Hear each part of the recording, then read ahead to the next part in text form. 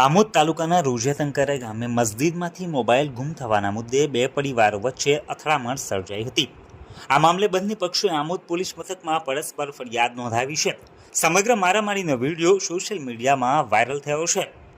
મળતી માહિતી મુજબ રોજિયાતંકારાના રહેવાસી ઇબ્રાહિમ ઇશાક વોરા પટેલ પોતાના પુત્ર સાહિલ સાથે ગત 27મી સપ્ટેમ્બરે નમાજ પઢવા મસ્જિદમાં ગયા હતા।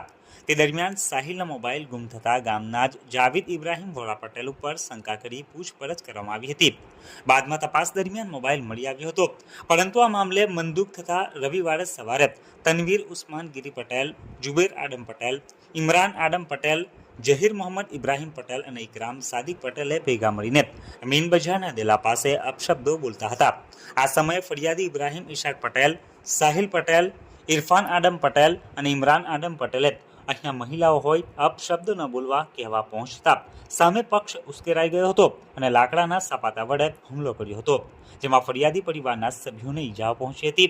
આ અંગે ઇબ્રાહિમ પટેલે આમોદ પોલીસ મથકમાં 4 લોકો સામે ફરિયાદ નોંધાવી છે।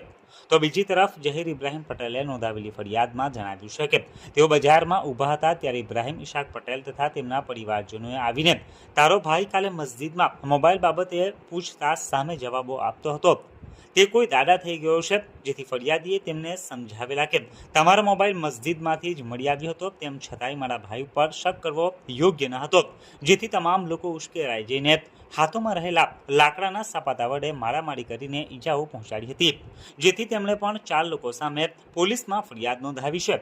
આમોદ પોલીસે બંને પક્ષોની ફરિયાદો નોંધી વધુ તપાસ હાથ ધરી છે।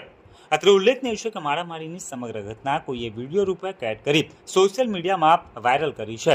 હાલ આ વિડીયો ઝડપથી સોશિયલ મીડિયામાં વાયરલ થઈ રહ્યો છે।